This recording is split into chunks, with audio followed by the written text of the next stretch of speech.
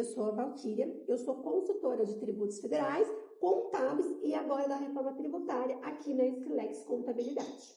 Oi, eu sou a Carla, também consultora tributária, mas diferente da Val, eu sou consultora da parte mais legal, que é a parte de ICMS, tributos estaduais, tributos municipais, documentos fiscais e agora reforma tributária. E essa aqui é uma aula que nós preparamos para vocês de alinhamento sobre a reforma tributária. Basicamente, uma reunião que você teria se estivesse aqui conosco de alinhamento inicial sobre a reforma tributária. Nós estivéssemos em uma sala de reuniões agora, neste momento de virada de 2025 para 2026, seriam estes temas que nós trataríamos, tamanha a relevância para preparar a sua empresa, o seu time para a reforma tributária. E o mais importante de tudo, a reforma tributária já começou, não dá mais para esperar.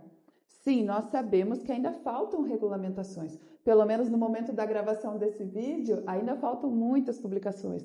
Mas com o pouco que já temos publicado, já tem bastante coisa para fazer, né, Val? Já tem muita informação. Então, nós precisamos começar o quanto antes essas adequações. E assim, essa aula aqui, ela não é só conceitual, não. Ela é operacional e estratégica. Neste vídeo, você vai saber tudo o que você precisa fazer para preparar a sua empresa para o início de 2026, para as adequações da reforma tributária. Então, e falando em reforma tributária, o que muda com a reforma tributária, né?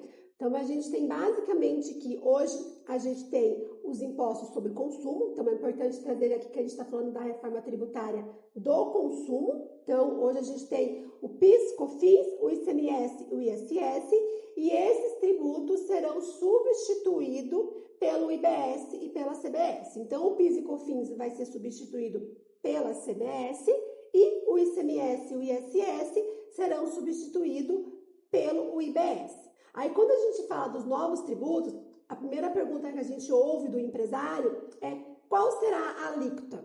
Neste momento, ainda não temos uma alíquota definida. O que temos são estimativas do Ministério da Fazenda. Hoje, essa estimativa ela está em torno de 26,5%, e nessa estimativa teríamos um CBS de 8,8% e um IBS de 17,7%. Mas quando eu falo ali em substituir, né, o ICMS, o ISS, o PIS e COFINS pelos novos tributos IBS e CBS, isso não vai acontecer do dia para a noite. Terá um período de transição. Esse período de transição, ele começa em 2026.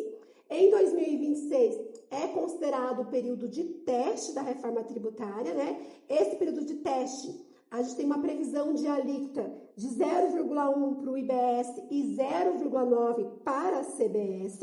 Esses valores são apenas para teste, né? Eles não vão compor ali o valor total da nota. Então, isso significa que, na regra, ele não vai ter um recolhimento desses tributos. A Carla vai falar um pouco mais, né, sobre essa questão da operacionalização para 2026. Então, tem algumas regras ali, alguns requisitos para que você não recolha esses tributos em 2026. Mas, basicamente, a mensagem é que para 2026 será um período de teste, com dispensa de recolhimento ali, se você cumprir ali todos os requisitos e obrigações acessórias em relação ao IBS e CBS, tá? Em 2027, a gente vai ter ali a substituição do PIS e COFINS para a CBS. Então, em 2027 não teremos mais PIS e COFINS e vai ter apenas a CBS. Em relação ao ICMS e ISS, ele permanece igual até 2028. Então, até 2028 não vai ter nenhuma alteração. A transição do ICMS e ISS para o IBS começa-se em 2029. Então, em 2029, a empresa vai diminuir ali um pouquinho do que ela paga de ICMS e ISS e vai pagar um pouquinho de IBS. E assim sucessivamente, até chegar lá em 2033, que é onde vai morrer de vez ali o ICMS e o ISS e vai entrar na vigência plena o IBS. Então, para dar um exemplo, lá em 2029, que é quando começa o período de transição do ICMS e ISS, vocês vão pagar 90% do que vocês pagam hoje de ICMS e ISS e 10% de IBS, para chegar lá em 2033 com 100% de IBS nesse caso. Em 2026, como a Val já falou, é o ano teste. A Receita precisa desse ano para testar a reforma tributária. Então, já para o início de 2026, já para 1º de janeiro de 2026, já há novos campos para serem preenchidos nos documentos fiscais das empresas do lucro real e do lucro presumido. Porque as empresas do Simples Nacional vão ter alteração nos seus documentos somente a partir de 2027. Então, tudo que eu vou falar aqui para vocês em relação aos documentos fiscais é para lucro real e lucro presumido. E eu não estou falando só de nota fiscal. A gente fala de todos os documentos fiscais eletrônicos. Então, nota fiscal de mercadoria, nota fiscal de consumidor, nota fiscal de serviço, conhecimento de transporte, enfim, há uma infinidade de documentos fiscais eletrônicos, até porque o documento fiscal eletrônico, ele será a estrelinha da reforma tributária. Então, a partir de 1º de janeiro de 2026, todas as empresas do lucro real e do lucro presumido terão que destacar as alíquotas testes no documento fiscal. Considerando que a operação seja normalmente tributada, que não tenha nenhum benefício, nenhum incentivo, será 0,1% para IBS, 0,9% de CBS, mas não serão somente esses campos que serão preenchidos no documento. Hoje, você já tem ali o CST de ICMS, CST de IPI, CST de PIS/COFINS. Então, também teremos o CST de IBS e CBS e mais um código que se chama CCLASTRIB, que é o Código da Classificação Tributária, tá? Então, para a regra geral, é 0,1, 0,9, CST, CCLASTRIB, fica tudo certo. Entretanto, tem operações que são incentivadas, como, por exemplo, nós temos itens da cesta básica com redução de 100%, outros itens com redução de 60%. Então, é importante observar dentro da sua empresa, observar nas suas operações, se realmente todas elas são normalmente tributadas ou se há algum item, alguma operação que seja incentivada. Porque já a partir de 1º de janeiro de 2026, não basta somente indicar as alíquotas testes, você tem que indicar qual é a alíquota teste prevista para a sua operação. Então, se você tem um item aí, uma operação incentivada, você vai ter um outro CST, um outro CCLASTRIB, e aí os percentuais de redução e uma alíquota efetiva reduzida. Então, não basta somente colocar lá as alíquotas testes. Seria interessante, sim, que você observasse todas as suas operações. E as empresas que emitirem o documento fiscal 100% correto, 100% de acordo com a legislação, e que também adote os eventos, que eu já vou falar quais são, elas ficam dispensadas do recolhimento das alíquotas testes em 2026, ou seja, não vai chegar guia nenhuma na sua empresa para pagar, desde que você atenda todas as regras. Caso você não consiga, Carla, não conseguir parametrizar todos os itens, não atendi tudo, o que vai acontecer? Você terá que recolher essas alíquotas testes de IBS e CBS, então você vai receber uma guia para este recolhimento. Só que esse valor que você recolheu das alíquotas testes, ele vai virar crédito de PIS/COFINS, ou seja, você não terá nenhum impacto financeiro neste ano de 2026 em relação aos novos tributos, mesmo que você não consiga atender todas as regras e comece a receber uma guia de IBS e CBS. Mas esse valor que você recolheu, eu recolhi R$1.000 de IBS e CBS e eu tinha uma guia de 9.000 de PIS/COFINS. Esse valor vai abater e você vai pagar só 8.000 de PIS/COFINS, tá?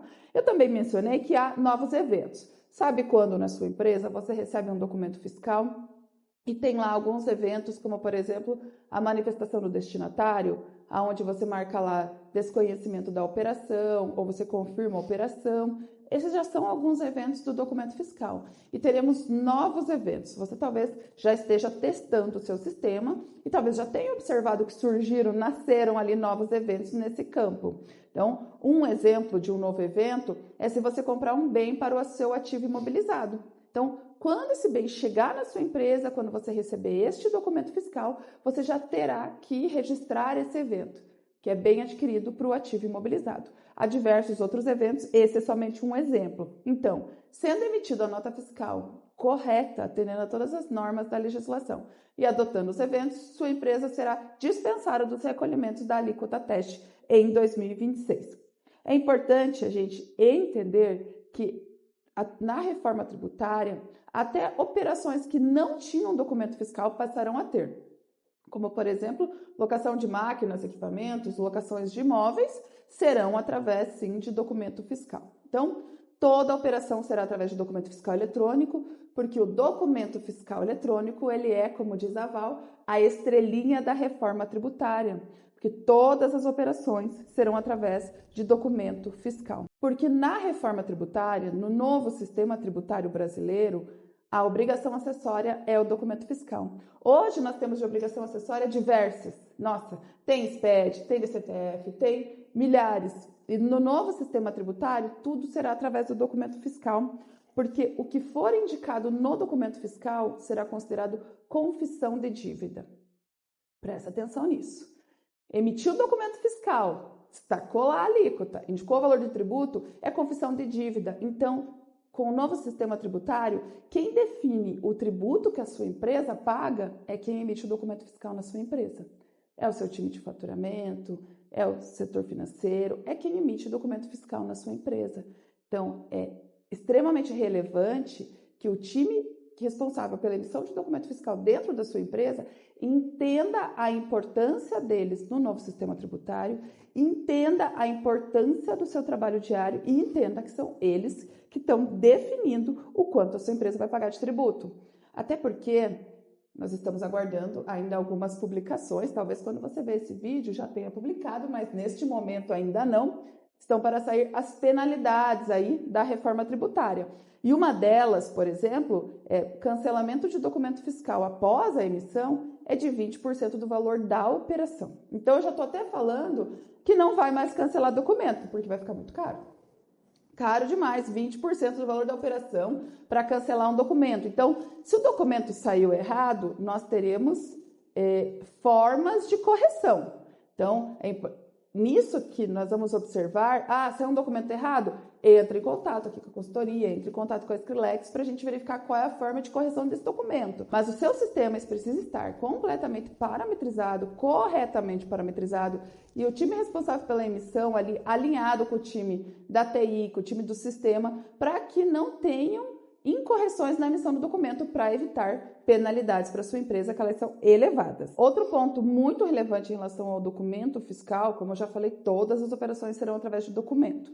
Então, nós temos agora uma novidade, várias novidades com a reforma, que é a nota de débito e crédito. Então, se você cobra multa e juros do seu cliente, hoje o teu financeiro cobra multa e juros em determinadas situações, a partir de janeiro de 2026 já terá que emitir nota fiscal para cobrar essa multa e juros. Então, é importante alinhar e fazer, hoje é o financeiro que faz, o financeiro vai passar a emitir nota fiscal, o financeiro vai conversar com o faturamento para alinhar quem vai emitir o documento fiscal. A mesma coisa se você paga multa e juros para o seu fornecedor, ele vai emitir uma nota fiscal para cobrar multa e juros de vocês. E aí, o teu financeiro não pode simplesmente pagar a multa e juros para eles, tem que exigir que eles realizem a emissão desse documento fiscal. Outra alteração operacional que vai aí deixar teu time de faturamento bem feliz é uma alteração da nota fiscal de devolução. Hoje, para a emissão da nota fiscal de devolução, a pessoa vai ali, seleciona a finalidade de devolução e indica a chave de acesso da nota de compra. Pode até indicar mais de uma chave de acesso da nota de compra. Já agora, a partir de 2026, quando você for emitir uma nota de devolução, além de indicar a chave de acesso da nota de compra, terá que indicar o número do item na nota de compra. Exemplo, vamos supor que eu comprei 7 itens numa nota de compra e daqueles 7 itens eu vou devolver o quarto. Então, quando eu vou fazer a nota de devolução, eu vou indicar a chave de acesso da nota de compra e vou indicar que eu estou devolvendo o item número 4. Então, observe que antes da gente falar em impactos tributários, até porque em 2026 é um ano teste, não terá um impacto tributário nem financeiro para a empresa, mas nós temos diversas alterações operacionais dentro da rotina da sua empresa. Então é isso, 2026 é preparar a casa, preparar a sua empresa para os impactos tributários que vão vir depois, né? Então, são impactos operacionais que a gente fala. No próximo tópico, né, vamos falar da não cumulatividade plena. O que significa não cumulatividade plena? É em relação aos créditos, né? Hoje, por exemplo, a gente tem um cenário muito limitado em relação aos créditos de PIS/COFINS. Então, nem tudo que eu compro, nem todo o meu custo me gera crédito. Empresa do lucro presumido, por exemplo, nem sabe o que é crédito de PIS/COFINS, porque essas empresas não podem apropriar crédito de PIS/COFINS. No novo sistema tributário, eu estando no lucro real ou no lucro presumido, todas as empresas vão poder tomar créditos de IBS, CBS, e basicamente sobre quase todas as operações. Eu não terei mais as limitações que a gente tem hoje. O que não vai poder tomar crédito é apenas uma lista específica de itens, por exemplo, obras de arte. Normalmente, obras de arte, bebidas alcoólicas, armas e munições. Normalmente, esses itens não estão relacionados com as operações da empresa na regra geral, né? É claro que se eu sou uma empresa que revendo obras de arte, daí sim, faz parte da minha operação. Mas na maior volume das empresas, esses itens não fazem parte da sua operação. Então, esses itens específicos, eles não vão gerar créditos de IBS e CBS. Mas os demais itens, tudo aquilo que tem a ver com a minha operação, aquilo que eu gasto dentro da minha atividade, na minha empresa, seja na área administrativa, na área da indústria, na área operacional ali, eu vou poder tomar crédito. A exemplo do papel sulfite.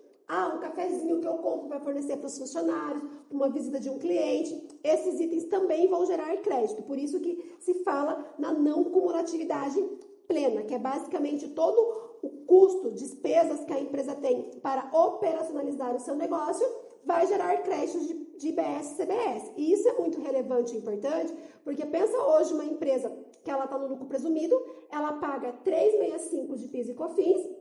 Em 2027 não teremos mais PIS e COFINS e a gente vai para uma alíquota de CBS estimada em 8,8%. Então essa carga tributária ela fica muito elevada em relação ao que a gente tem hoje e é aí que entram os créditos, porque vai ser por meio dos créditos que vai dar uma reduzida nesse impacto de 8,8%, porque quanto mais créditos eu tenho, menor ali o que eu vou pagar de imposto, porque eu vou usar os tributos que eu pago na minha aquisição, nas minhas compras, para abater o que eu tenho que pagar nas minhas saídas.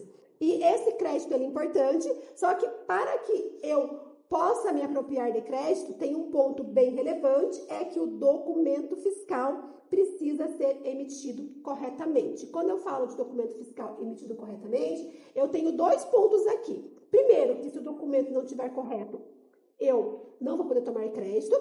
E existe uma outra questão prevista na legislação, que é a responsabilidade solidária. Porque como a Carla já falou, que a gente bate muito no ponto que a nota fiscal, ela será a estrelinha da reforma tributária.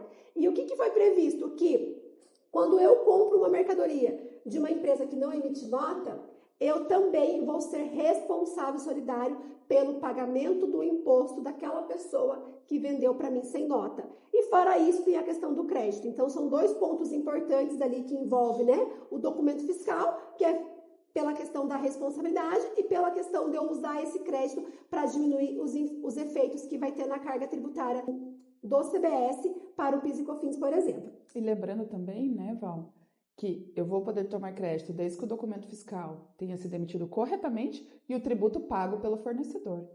Ainda tem outro detalhe que tem que ser observado em relação aos fornecedores, que é sensacional. E agora você vai ter que fiscalizar teu fornecedor? Quase isso. Um outro ponto bem relevante também.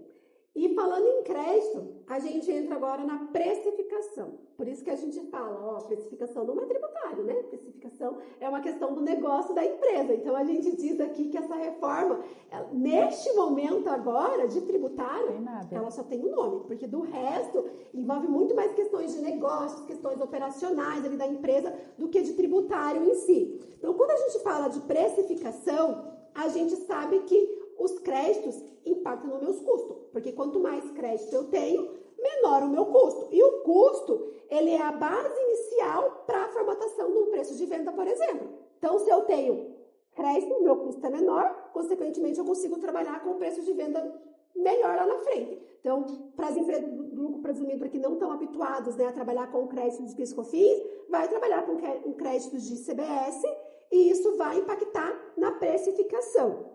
E falando ainda em precificação, tem outro ponto relevante, é que quando a gente vai precificar, a gente inclui no preço todos os custos, despesas que a gente tem, inclusive os impostos que a gente paga, aí a nossa margem de lucro para poder chegar no nosso preço. Então pensa que hoje, quando eu vou comprar essa caneta da Carla, para ela fazer para mim o preço que ela vai me vender, ela considerou aqui o PIS e COFINS, que é o imposto que ela tem que pagar hoje. Então, ela vendeu para mim essa caneta por R$1.000, aqui dentro, digamos que tem aqui R$300 de PIS e COFINS aqui dentro. Quando a gente passar para o cenário da reforma tributária, lá em 2027, eu não vou ter mais o PIS e COFINS. Se eu não tenho mais o PIS e COFINS, não faz mais sentido ela considerar o PIS e COFINS no preço de venda dela. Então, se a caneta era R$1.000 considerando o PIS e COFINS e eu não tenho mais PIS e COFINS, o ideal seria que ela me vendesse essa caneta por R$700, porque eu considerei que eu tinha R$1.000, R$300 de PIS e COFINS que não vai mais existir, e o preço de venda nesse cenário seria R$700, o que a gente chama de limpar os tributos do preço de venda. Mas aí você pode dizer, Valquíria, não vai ter mais o PIS e COFINS, mas vai ter a CBS? Não é a mesma coisa? Eu não vou ter que colocar a CBS no meu preço de venda? Não, porque quando a gente fala em CBS, e o IBS também, que são os novos tributos da reforma tributária, eles serão calculados por fora. O que significa, né? Que eu vou formar o meu preço de venda com base nos meus custos, com base nas minhas despesas, a minha margem de lucro, e depois que eu já tiver o meu preço de venda formatado, que eu vou calcular os tributos. Ele vai ser por fora, eles não vão mais fazer parte ali do meu preço de venda, da minha precificação. Então, esses são 2 pontos importantíssimos para na hora de você precificar os teus produtos, considerando o novo cenário da reforma tributária. E além disso, considerando também os tributos por fora, e tendo em vista que a gente já trouxe aqui, não temos uma alíquota, né, pré-definida, que está com base numa estimativa. E ainda que lá em 2027 se tenha assim, uma alíquota ideal já prevista, que a gente tem ali um período de transição, onde essa alíquota ela vai ser calibrada ao longo do período de transição, é importante quando você vai fechar os teus contratos, principalmente aqueles contratos de longo prazo, né, que eu estou fechando hoje, que sei lá, para 2, 3, 4, 5 anos, eu preciso prever que esse contrato, ele vai ser o meu preço do serviço, digamos assim, mais os tributos vigentes na época, porque eu não tenho como eu considerar já um valor total, considerando já o valor final com tributos, se eu nem sei nem qual vai ser a alíquota. Então, eu tenho que rever os meus contratos para que eu não saia no prejuízo, que eu considere lá que vai ser o valor da operação, vai ser o valor que eu vou cobrar, que seria o preço pelo meu serviço, pela minha mercadoria, e mais os tributos vigentes na época. Esse é um ponto bem relevante que precisa ser avaliado pelo jurídico. A empresa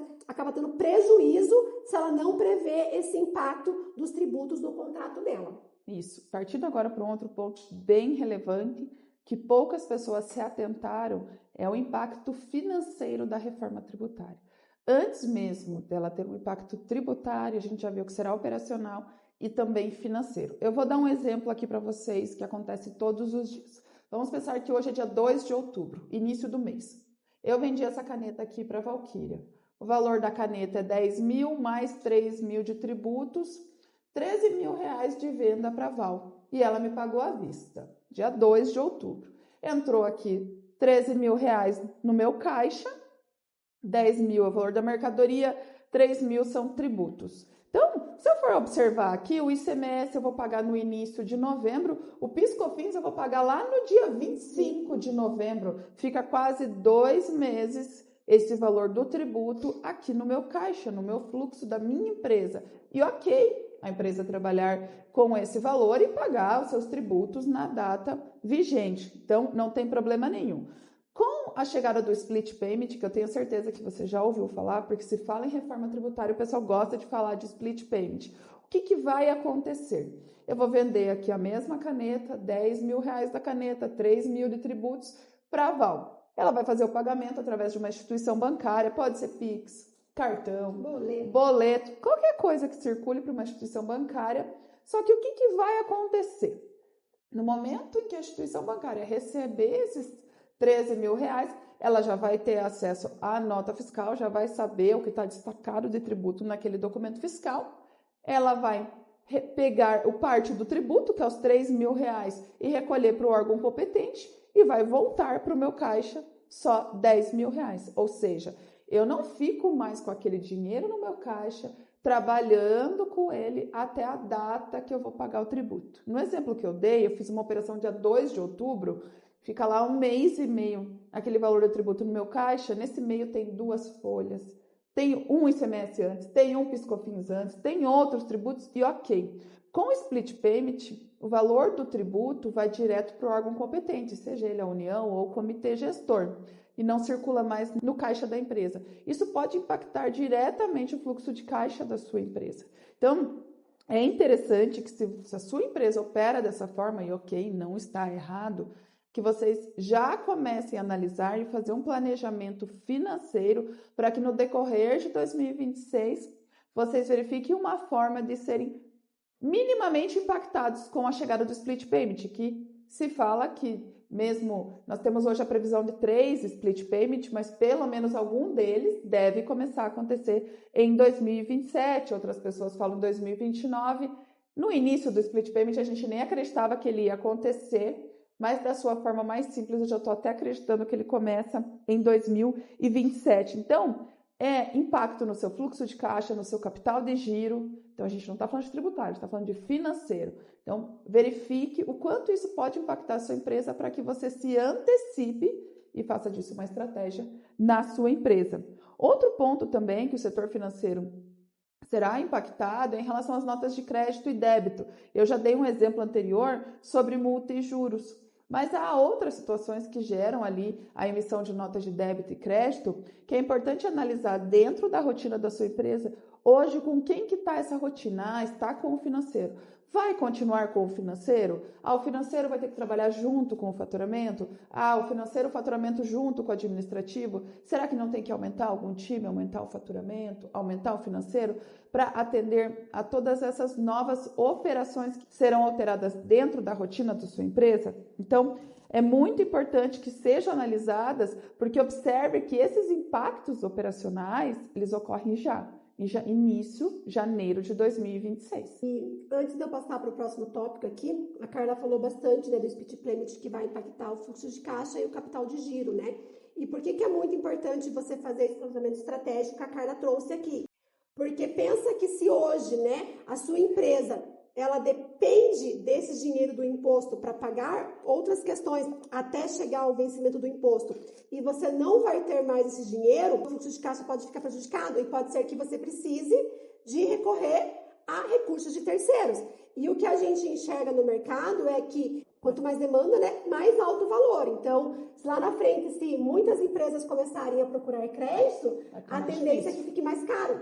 Então, fique mais difícil. Então, se você se planejar e se programar e você já enxergar que você precisa de recursos de terceiro, você pode fazer o empréstimo antes de todo mundo e você pode conseguir talvez aí uma vantagem competitiva no mercado. A gente falou bastante aqui em lucro real, lucro presumido e em nenhum momento a gente falou do Simples Nacional. O Simples Nacional, ele vai continuar existindo, vai sim. Muito se noticiou que o Simples Nacional não seria impactado pela reforma tributária e isso fez com que boa parte dos empresários do Simples Nacional não se preocupasse com a reforma tributária, mas infelizmente não é bem assim que as coisas vão acontecer. Então, o que acontece? Se nós formos falar de recolhimento do Simples Nacional, que é o DAS, que é aquela guia única que o Simples Nacional recolhe, de fato, ele não teria nenhum impacto, porque hoje o que está sendo feito para o Simples Nacional, né? Eu vou tirar lá os tributos em 2027, eu vou tirar o que ele recolhe de PIS/COFINS e vou recolher IBS. Então, nessa parte de recolhimento do DAS, ele de fato não será impactado, porque eu vou pegar os tributos, né, sobre o consumo que tem dentro do DAS e vou substituir pelos novos.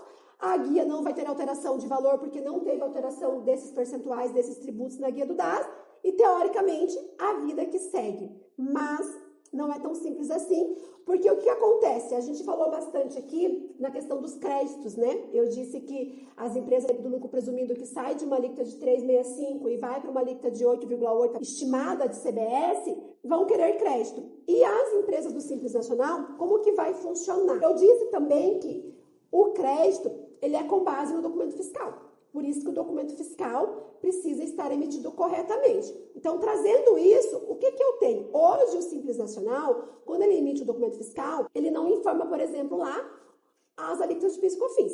Ele não precisa informar. Na reforma tributária, ele vai precisar informar os novos tributos, o IBS e a CBS, vão ter que constar no documento fiscal. E as empresas que compram, né, ou que contratam as empresas do Simples Nacional, elas vão poder tomar o crédito apenas daquele valor pequenininho que o Simples Nacional vai pagar dentro do DAS. Então, se eu sou uma empresa do lucro presumido, hoje eu tenho 3,65 de PIS/COFINS, vou para 8,8 e eu comprar de uma empresa que é Simples Nacional, o crédito dela vai ser bem pequenininho. Em relação ao crédito, ele não vai ser suficiente para suprir esse aumento que eu vou ter ali da diferença de 3,65 para 8,8. Pensando nisso, foi que o governo trouxe a possibilidade de um Simples híbrido. O que vai acontecer com o Simples híbrido, né? O Simples Nacional, ele vai poder escolher, optar em recolher os novos tributos dentro do DAS ou recolher os novos tributos fora do DAS. Então, se ele escolher em recolher os tributos dentro do DAS, em relação à guia do DAS dele, não vai mudar nada, ele vai continuar igualzinho como é que ele está hoje. Em relação aos créditos, ele não pode tomar crédito de nada que ele comprar ou contratar, e a empresa que contratar ou comprar dele vai poder tomar um crédito de um valor bem pequenininho. E como eu disse, a procura por crédito vai aumentar. Se ele ficar nesse cenário, ele vai ter que ter no mínimo ali um preço competitivo para poder competir no mercado. Porque pensa comigo assim, vamos usar de novo aqui o exemplo da caneta. Eu comprei essa caneta por R$700. Se eu comprar da Carla, que não é Simples Nacional, eu vou poder tomar o crédito de IBS-CBS na alíquota cheia lá, digamos que seja estimada de 26,5. Então, o meu custo em relação a essa caneta, ele vai ser menor do que os R$700, porque eu tenho um crédito ali aproximadamente de 26,5. Agora, se eu comprar de uma outra empresa que é do Simples Nacional, o meu crédito, sei lá, vai ser 4%, 5%, talvez nem isso. Então, veja a diferença de 26,5 para, sei lá, vou arredondar para 6%, jogando alto aqui. Então, eu tenho uma diferença de 20%. Então, para que seja vantajoso para mim comprar de uma empresa que é do Simples Nacional e recolhe o IBS-CBS dentro do Simples, eu não posso comprar a caneta pelos mesmos valor de R$700. Ele, no mínimo, precisaria ter um preço mais competitivo e atrativo para mim. Agora, se esse Simples Nacional ele não conseguir ter um preço competitivo no mercado, a opção que a reforma tributária trouxe para ele é recolher o IBS-CBS por fora. Então, ele continuaria como Simples Nacional, em âmbito, digamos, federal, digamos assim, né, para fingir todos os efeitos dele é Simples Nacional. Ele vai recolher o imposto de renda, a contribuição social, a contribuição previdenciária patronal, que tem um peso muito grande em relação à folha de pagamento, né, para quem não é Simples Nacional, tudo dentro do DAS, e recolheria apenas o IBS-CBS fora do DAS. Então, se eu recolher o IBS-CBS fora do DAS, isso faz com que eu, que sou do Simples Nacional, possa tomar crédito em relação àquilo que eu compro, em relação àquilo que eu contrato para minha operação, e quem comprou de mim, quem contratou, vai poder tomar crédito com base nas alíquotas cheias também. Mas o Simples Nacional não pode simplesmente, porque o meu cliente quer crédito, eu vou recolher por fora e pronto. Não é bem assim. Tem que fazer cálculo, porque para mim recolher por fora, eu vou ter aumento de custos. Eu vou ter aumento ali de questões operacionais que vai me gerar mais custo para mim poder fazer essa operação toda por fora de IBS-CBS. E, além do mais, eu preciso analisar, porque eu falei, se eu recolher por fora, eu vou ter que pagar uma alíquota de 26,5. Naquele cálculo que eu fiz, considerando uma alíquota estimada que eu pagava dentro do DAS, 6%, e agora eu vou pagar 26,5%, essa conta tem um aumento ali de 20%. Como que eu vou, suprir ali, como que eu vou aguentar ali esse aumento de 20%? Eu preciso analisar se eu tenho crédito nas minhas aquisições. Qual é o meu ramo de atividade, qual é a minha operação ali, o que eu tenho de custos e despesas, para ver se o meu custo e despesas que vão gerar crédito, eu consigo reduzir esse impacto, esse efeito dos 20%. Então, para uma empresa, ela decidir se ela vai recolher por fora ou por dentro, ela não pode tão somente ali considerar a solicitação do meu cliente para fim de crédito. Eu tenho que analisar, fazer cálculo do que é vantajoso ou não. E isso eu estou falando em empresas que operam B2B, empresas que operam com outras empresas. Porque se eu sou uma empresa que eu só vendo para pessoa física, a pessoa física não tem crédito de nada. Então, em tese, somos nós que vamos pagar essa conta. Nós, consumidores. Não tem crédito de nada. Então, se eu sou uma empresa do Simples Nacional e os meus clientes são pessoas físicas ali, basicamente, ela não precisaria ter essa preocupação em relação ao crédito. Essa empresa estaria tranquila.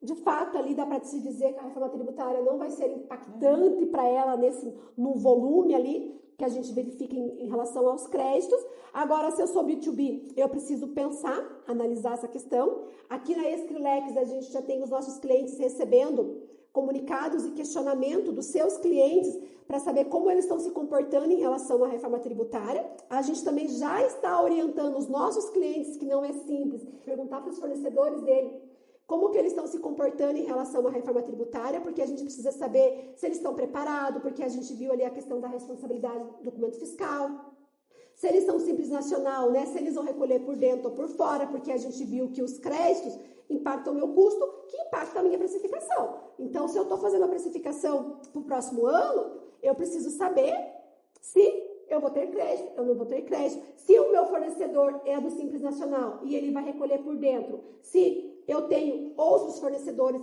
que eu possa procurar no mercado, ou se eu vou ter que ficar com ele porque ele é meu único fornecedor, se eu tenho margem para negociar preço para ficar competitivo. Então, sim, as empresas do Simples Nacional, especialmente aquelas que fazem operações B2B, elas vão ser, sim, impactadas pela reforma tributária no seu negócio como um todo, que depende ali de uma análise ao depender da sua característica e da sua operação. Exato. E já aqui, partindo para o encerramento do nosso vídeo, é muita informação e tudo isso tem que acontecer já, tá? No máximo, primeira semana de janeiro, tá? Se eu pudesse te deixar aqui 3 ações que você precisa fazer, 3 ações que eu faria na minha empresa agora. Se me olhar e falar, Carla, Val, descobri a reforma tributária agora, não fiz nada ainda. Então, nesse sentido, eu te indicaria 3 ações para ontem. Verificar se o seu sistema já está pronto, né? Tem que estar. Se o seu sistema já está pronto para atender às novas regras da reforma tributária, sistema estando pronto, o seu time de faturamento ou o time que realiza cadastro ali dos seus produtos, dos seus serviços, tem que estar com os parâmetros adequados para atender às regras da reforma tributária. Quando a gente fala em parâmetros, são essas alíquotas teste, CST, C-Class-Trib. Então, essas seriam as 2 primeiras ações. E para fechar essa primeira semana de janeiro de 26, compliance de fornecedores, que é exatamente isso que a Val comentou que os nossos clientes já estão recebendo.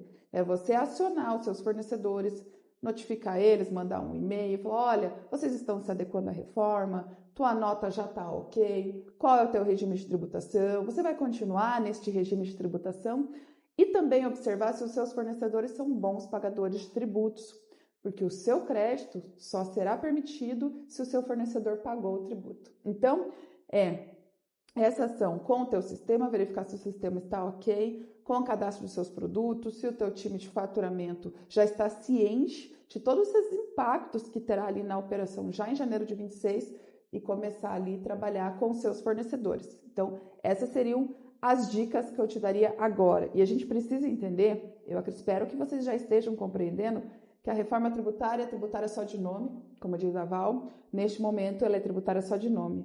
Ela é uma reforma na forma de fazer negócio no Brasil. Então, neste momento, é uma reforma talvez no teu sistema, no teu processo interno, adequações operacionais, capacitações das equipes. E aí é um momento, talvez, de virada dentro da sua empresa. Esse talvez seja um momento estratégico de você aproveitar essa reforma no modo de fazer negócio no Brasil e tomar as melhores decisões para a sua empresa. Porque caso você deixe passar, ela não está acontecendo, ela vai demorar a acontecer, eu tenho tempo para me adequar, e você pode ter impactos no seu fluxo de caixa, na sua margem e não se tornar mais competitivo no mercado. Então, a reforma tributária, ela já está acontecendo. E os próximos anos serão extremamente desafiadores para todos os empresários do Brasil. Não tem outra palavra, não será fácil, mas todo o time da Skrillex Contabilidade está preparado, está em capacitação para atender todos os nossos clientes. E quando a gente fala todo o time, não só o time fiscal, não só a consultoria, toda a equipe da Skrillex está se preparando para lhe atender em relação à reforma tributária, porque nós vamos enfrentar juntos esses anos com planejamento estratégico, porque assim a reforma tributária deixa de ser um desafio e se torna uma oportunidade. Exatamente isso. A oportunidade é essa que pode salvar a tua empresa você se planejar, se programar desde já. Nós agradecemos muito o seu tempo, a sua disposição de acompanhar esse vídeo que ficou longo, pois são muitas informações. E esse é só um resumo das informações, mas é só o pontapé inicial, porque a reforma tributária ela vem num volume gigantesco de informações. Exatamente. Caso você tenha alguma dúvida, nós ficamos à disposição. Acione o nosso time que nós vamos trilhar juntos esse caminho. Até mais!